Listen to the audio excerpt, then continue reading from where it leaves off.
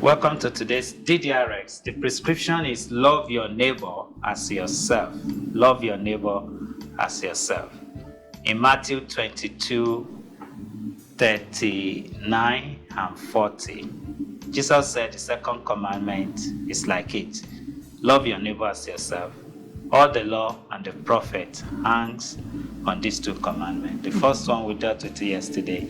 Love the Lord your God with all your heart, with all your soul, and with all your mind.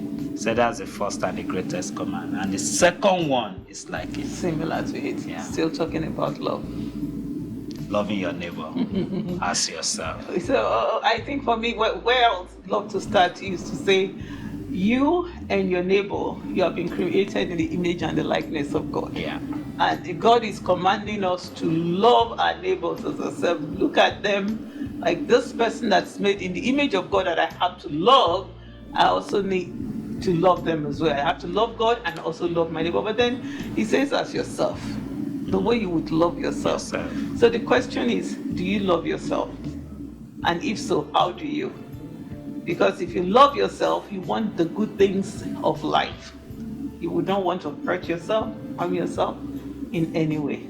Yeah. And I also think that love your neighbor as yourself. So there should be no room for profiling, no room for racism, no room for envy, jealousy, hatred. Bigotry. Bigotry. Just name it.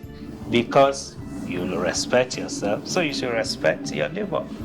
You love yourself, so you should love your neighbor. You want the best for yourself, the best for your family, so you should want the best for your neighbor. So there should be no room for gossip. If we really follow this commandment, it's actually a tall order. It is a very tall one for that matter. And it shows what God expects of us as his children.